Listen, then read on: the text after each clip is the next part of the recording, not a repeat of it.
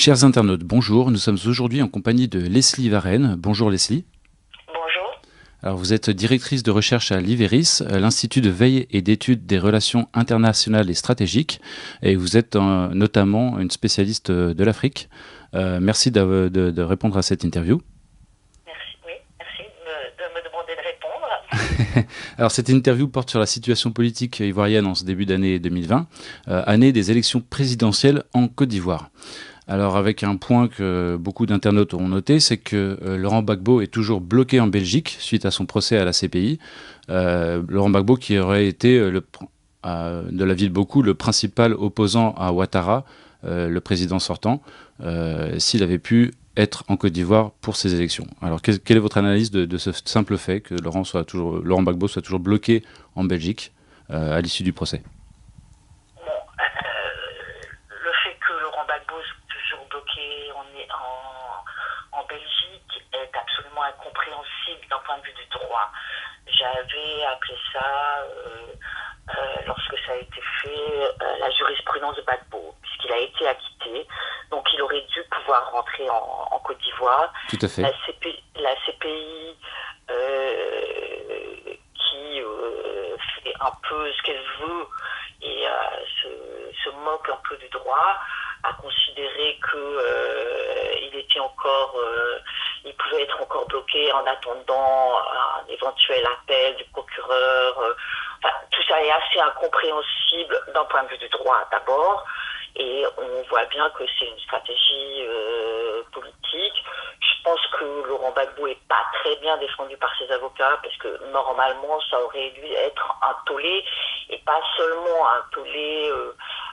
Cette décision de la CPI aurait dû être un tollé pas seulement vis-à-vis des partisans de Laurent Gbagbo, mais aussi ça aurait dû être un tollé de la part des universitaires, des Des juristes. défenseurs des droits de l'homme notamment également. Des défenseurs des droits de l'homme, bon, moi j'entends pas beaucoup des ONG, mais les juristes, les universitaires, les avocats auraient quand même dû se mobiliser, parce que c'est quand même une première dans l'histoire que quelqu'un soit acquitté et gardé sous des conditions drastiques, pas le droit de parler, pas le droit de bouger de son quartier en Belgique. Voilà ce qu'on peut dire là-dessus. Il apparaît que c'est vraiment une stratégie pour empêcher Laurent Gbagbo de rentrer en Côte d'Ivoire. Mhm. Alors dans ce contexte, il y a eu également récemment la visite d'Emmanuel Macron en Côte d'Ivoire, avec plusieurs faits marquants. Est-ce que vous pouvez commenter en quelques mots cette visite?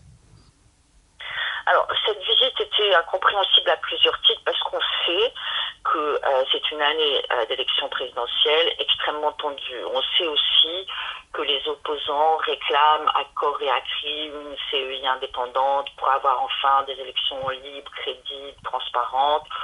On sait aussi que les élections en Côte d'Ivoire se passent toujours mal. Donc, je ne comprenais pas, je n'ai pas compris pourquoi Emmanuel Macron se rendait à ce moment-là en Côte d'Ivoire. S'il le faisait, il fallait qu'il donne des gages à l'opposition. Il aurait fallu au moins qu'il rencontre l'ancien président Bédier, qui sera probablement candidat, mais qui est une figure de l'opposition. Il aurait fallu donner des gages à l'opposition pour que cette élection se passe de la manière la plus calme possible, compte tenu de tous les enjeux d'une élection ivoirienne. Or, il n'a rien fait de ça. Apparemment, ses conseillers ont rencontré quelques opposants, mais il n'a pas donné ces gages-là, et il a été vis-à-vis d'Alassane Ouattara. Il a été plus qu'amical, il a fêté son anniversaire là-bas. Il y a eu des gestes très chaleureux entre les deux hommes, ce qui a été pris comme un adoubement par les opposants, par une partie de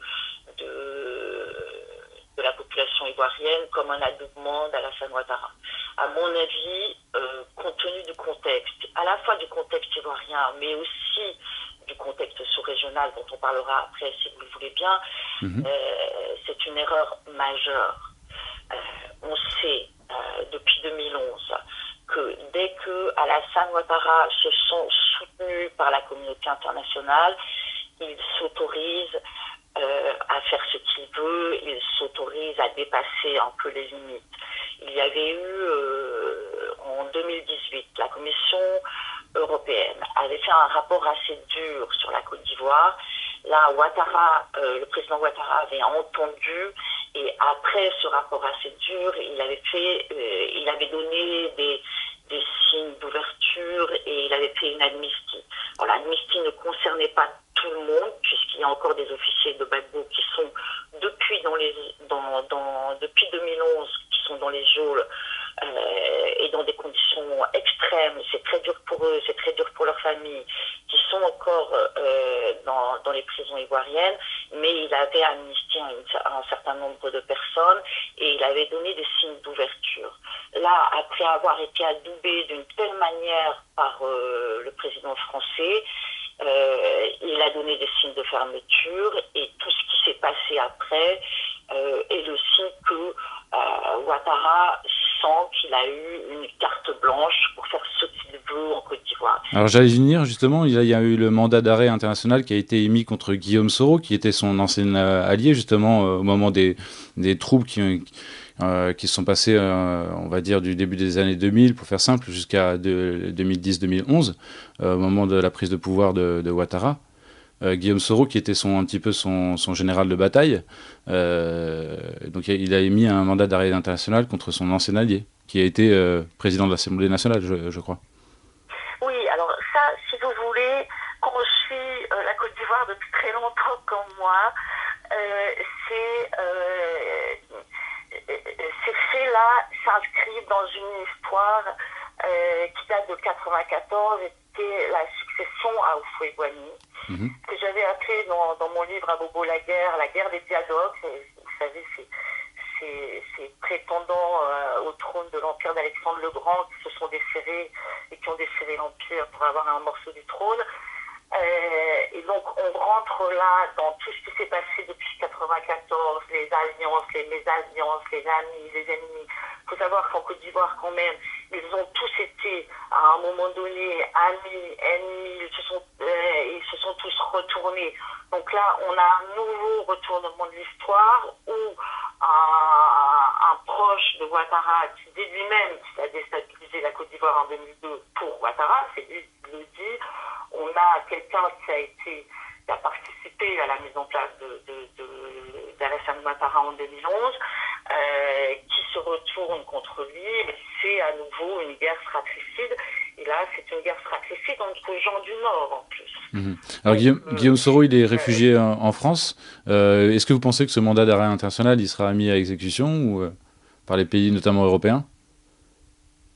Bon, je ne le pense pas. En plus, même si le mandat d'arrêt international était mis à exécution, il y a énormément de recours possibles. Ça peut durer des années. On le voit bien avec François Compaoré actuellement. A aussi un mandat d'arrêt international et qui depuis 4 ou 5 ans n'a pas encore été remis au Burkina Faso, ce qui est une tension, une demande des autorités burkinabées. Donc même s'il était émis, Guillaume Soro a des recours. D'accord, très bien. Et dans ce même contexte, il y a eu également la condamnation de Charles Blé Goudé à 20 ans de prison. Donc Charles Blé Goudé, lui, il était plutôt un lieutenant de Gbagbo. Qu'est-ce qu'on peut dire également de cette condamnation, donc condamné en Côte d'Ivoire alors il est bloqué actuellement lui en Hollande, enfin aux Pays-Bas maintenant, parce qu'il ne faut plus dire la Hollande. Ça participe à ce que je vous ai dit tout à l'heure, hein, c'est la grande politique ivoirienne. Cette condamnation est elle aussi incompréhensible parce qu'il a déjà été mis en cause à la CPI pour certains faits. Donc normalement, je ne suis pas juriste, mais normalement en droit, on n'est pas jugé 2 fois pour les mêmes. On ne peut pas pouvoir juger 2 fois pour les mêmes choses. Tout à fait.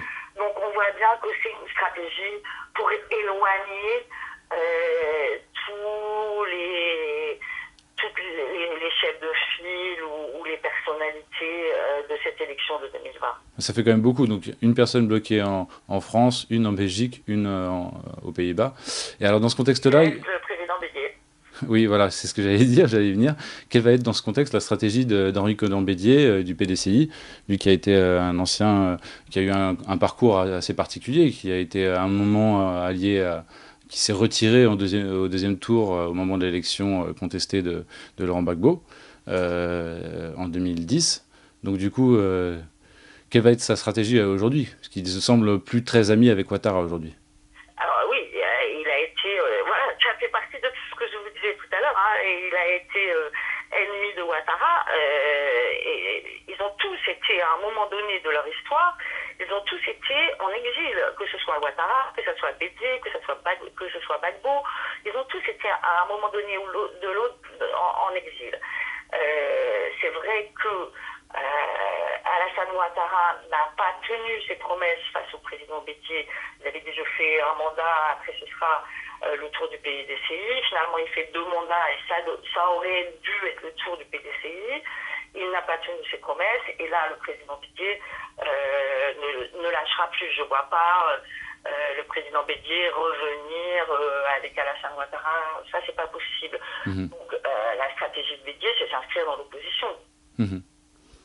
Mais du coup, il est un peu une position dure, mais ça va être difficile parce que là, la situation est très tendue.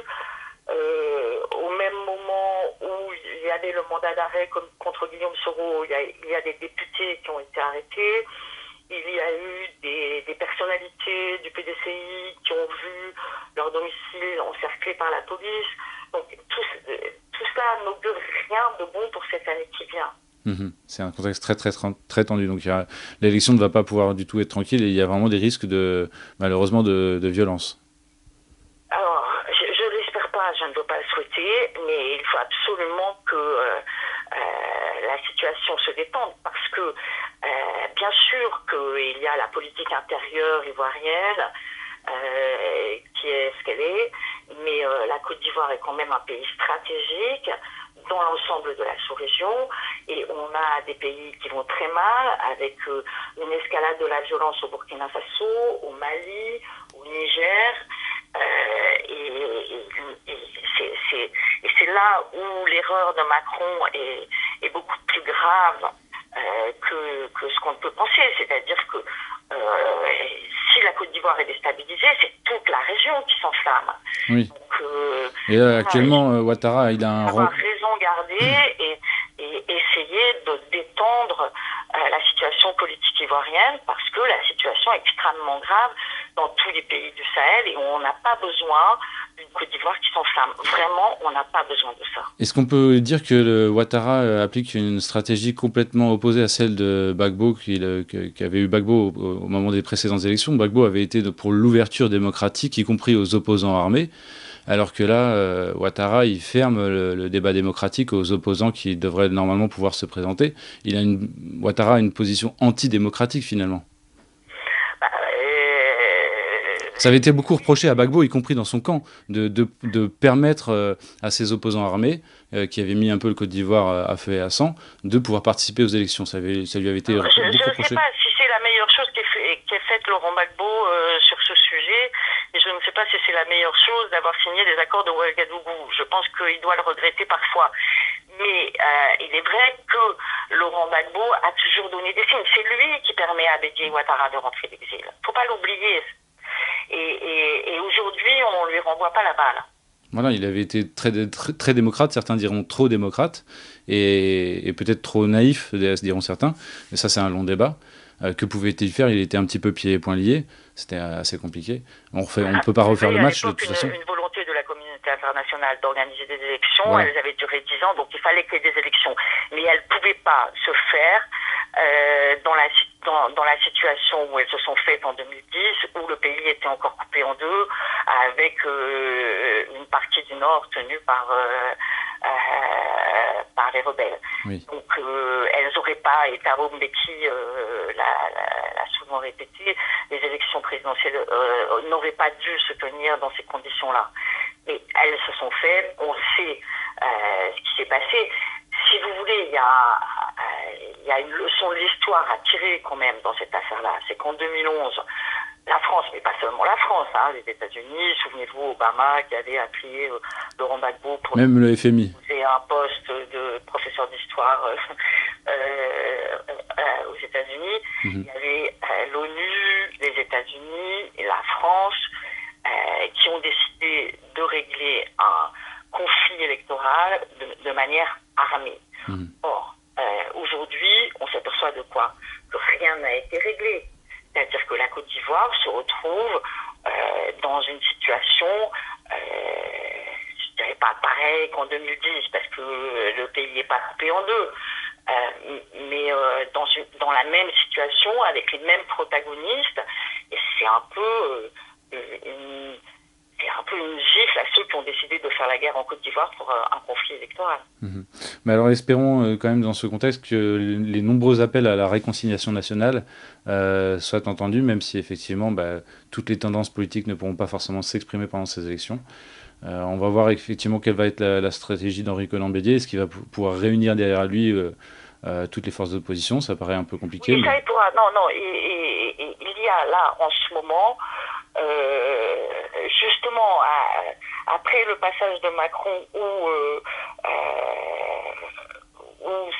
la situation s'est tendue brusquement parce que Ouattara a cette carte blanche, et il y a une alliance, et on le voit bien, de tous les opposants, et on le voit bien, parce qu'après le mandat d'arrêt international lancé contre Guillaume Soro, tout le monde, même la plateforme EDS des pro-Gbagbo a condamné. Et donc, il va y avoir un tout sauf Ouattara qui va se mettre en place. Très bien. Leslie Varenne, merci beaucoup pour vos analyses et vos réponses. Je rappelle que vous êtes directrice de recherche à l'IVERIS, l'Institut de veille et d'études des relations internationales et stratégiques. Merci beaucoup. Merci beaucoup. Merci à bientôt.